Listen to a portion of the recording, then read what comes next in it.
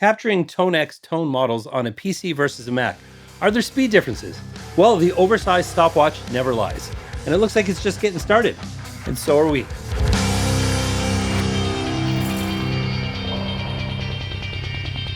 Hey there, I'm Dan, the self-proclaimed Lonely Rocker. Thank you so much for joining me today. Check out what I built. This is my TONEX capture cart. I wanted to snap off the tone model capturing from my main mixing and recording setup. Something I could wheel around the room, connect it to whatever amp that I want, and just something flexible and something you do when you have spare gear lying around the studio. Anyways, but the main reason for this video is that I wanted to talk about the differences in capturing tone models on a Mac versus PC, and really the differences in terms of time, the time that it takes to process the final tone models. Now, I'm on a Mac system here. I have an M1 Ultra Mac Studio, and I found the time it takes rendering those advanced tone models just takes a really long time. But I heard on a PC it's a lot faster. So I wanted to demonstrate the differences between the two to give you an idea. Maybe you're looking to set something up and you don't know which way to go. So I reached out to the fine people at Kreative Devices who happily agreed to send over one of their laptops so I can do this experiment. I said I'm a Mac guy, so now we have a PC here. Anyways, this is a great company. I know someone that's using their gear.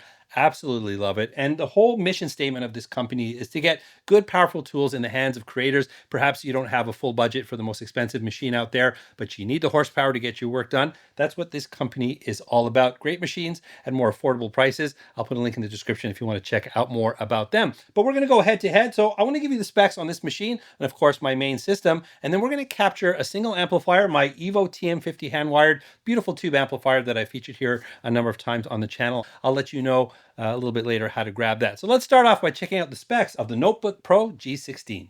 First up is a performance PC laptop that sells for $1,586 US. The Kreative Devices Notebook Pro G16 sports an Intel i9 14-core 20-thread high-performance processor with boosts up to 5 GHz in speed.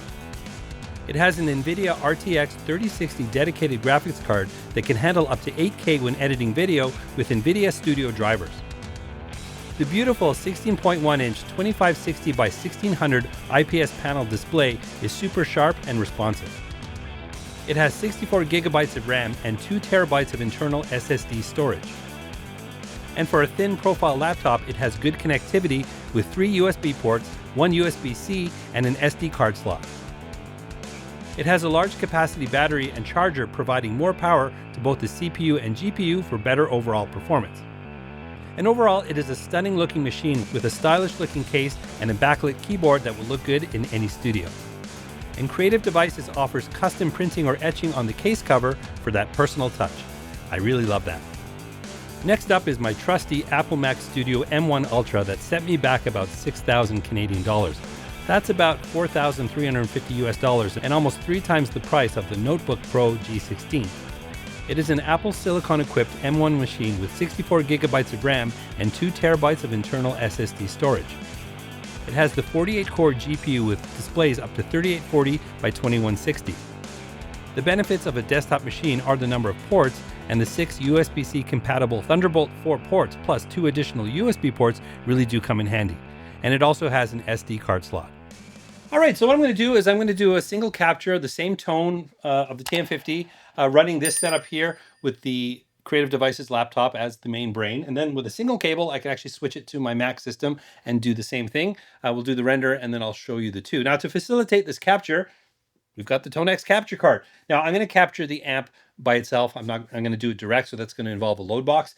I've actually got the Reactive load sitting up here. That's going to be getting the job today. Now that signal is coming into the system here. I've actually got the TONEX capture box. Now this is all being routed through the Line 6 Helix, which is actually my audio interface. Now, if you have a Line 6 Helix and you're getting into TONEX, I think that's the best combination in terms of capturing, simply because of the routing capabilities on the Helix itself. Now, I've done a whole video about that, so I'll put a link somewhere up here, definitely in the description. I highly recommend you check that out because Helix with a TONEX in terms of captures is an awesome combination. But of course, the TONEX capture box is integral to this whole setup here. And of course, I'm monitoring everything with the Yamaha HS7s almost on the floor here. And no, I don't mix on this cart, so it's just for monitoring purposes. And of course, I've got the TONEX pedal and the TONEX One.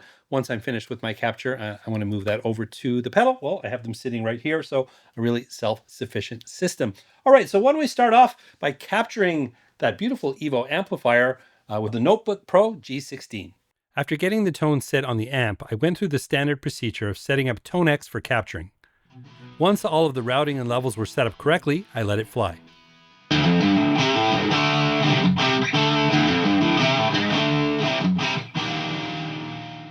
Once TONEX completes the capture cycle, it has to go through the model training process. This is always where I bottleneck on my Mac. You have 3 quality options here, but I want the best tone models possible, so I always choose Advanced. So that's what I did. How long did it take? Well, I'll share that a little bit later, but first, let's check out how the tone model of the TM50 turned out.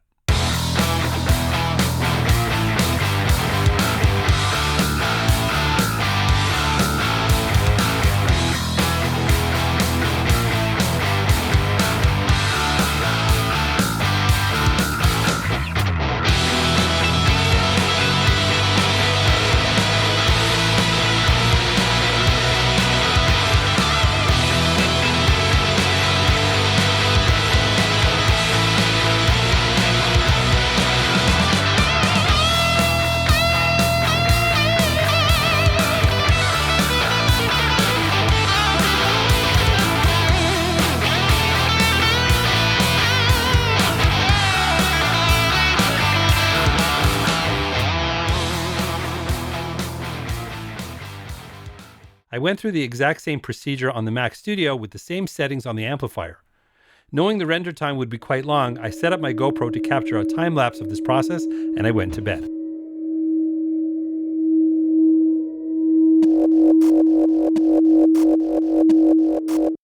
All right, enough. I've seen enough. And about just under 2.5 hours in, the battery died before it was even finished, and we weren't even at 60%. So we're looking at probably 3.5, maybe 4 hours to do the final processing of that tone model on the Mac. That is absolutely ridiculously insane. It's nuts. Now, how long did it take on the Kreative Devices Notebook Pro G16? It took precisely 18 minutes and 28 seconds. Destroyed it. Absolutely destroyed it. If we're looking at a price to performance comparison between the two, and I get it, this is a very simplistic comparison. There's a lot of other variables here. I don't want to sound silly here, but just in this one functionality, and I have to evaluate things based on what I'm doing here in my studio. This laptop absolutely obliterated what the Mac is able to do. Now, why is that happening? I want to make it clear this is not a limitation of TONEX or what IK Multimedia is doing. Now, in my layman's explanation, and I am a layman, but I have actually done work in sort of the web development world and apps and things like that. I've worked with developers. And every platform, whether it's an operating system or different physical devices like Apple, for example, we have developers creating apps for the phone. They provide things called a developer's kit, which basically gives you access to all the different functions of that hardware. So if you're writing a piece of software, you need to connect this function to that hardware or take advantage of certain processes within the device. That's all available within the toolkit. But if something is just not available there, you can't access it. And I've seen this with dock controllers, for example, on Apple products in Logic, where those dock controllers just can't access certain functions of Logic where they can't access those in other DAWs. It causes a lot of frustration in the marketplace. People are blaming the equipment. But if that functionality is not provided within those developer tools, then there's no way for the developer to access that. So while I'm not privy to the development process that IK Multimedia is using, they clearly know how to utilize a GPU to accelerate processing times, but they're unable to do that on the Mac, which leads me to believe Apple is not providing the ability to access the horsepower that GPU is providing. And we see the end results. It's ridiculous. Now, as a user, as someone who owns a Mac, it's frustrating to me that there is a restriction on what Apple is making available to different developers. I mean, I don't just feast on Apple software and applications. I use things that I need to create music here in my studio. And there are limitations because Apple is not providing certain functionality to certain developers, or maybe that's across the board. I don't know what companies have access to the GPU, what they're able to do. That's outside of my pay grade. But in this case, where we know IK Multimedia clearly has the capability of utilizing that hardware to accelerate the renders of their tone models, they're just unable to do that on the Mac because it's just not available. And for someone like me who spent $6,000 on a computer, and I'm looking at this computer here, which is barely $1,500, let's convert that to Canadian dollars, maybe a couple $1,000s. I mean, we're talking 3-to-1 price difference here, and the performance is not even close. And I have to say that I've actually noticed some limitations in other applications on my Mac where I was expecting that machine just to chew it up. And it kind of didn't. A little sluggish in the video editing and certain effects. It's not playing in real time.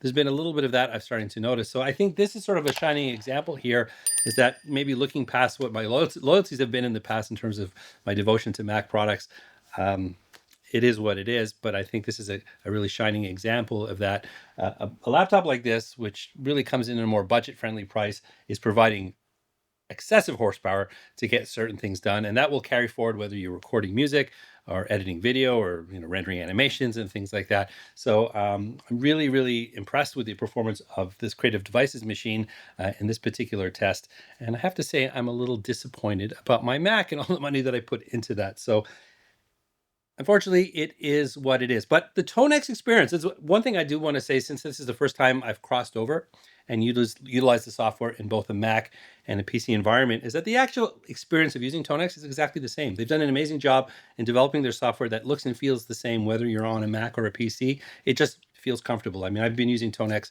since the day it came out, and I've watched it grow, and I'm very comfortable with the platform. And now that I've shifted over to a PC, and for this example, it just felt like I was working in TONEX. It wasn't anything visually different, and tonally, obviously, the sounds and everything are going to be identical between the two. So good job on iKey Multimedia to creating a good unified experience across the two operating environments. Now, if we can just get Mac to comply and help us speed up some of these processes, it would make my life a lot easier. Anyways, I hope you found that interesting, and certainly hopefully showcase a great product here, Kreative Devices. I want to thank them so much for providing this Notebook Pro G16. Performed amazingly well. If you're on the market for a production machine yourself and don't have a full budget, definitely check these guys out. They've got some amazing products and a lot lighter on your pocketbook to help you get in the game. I'll put a link in the description if you want any more information.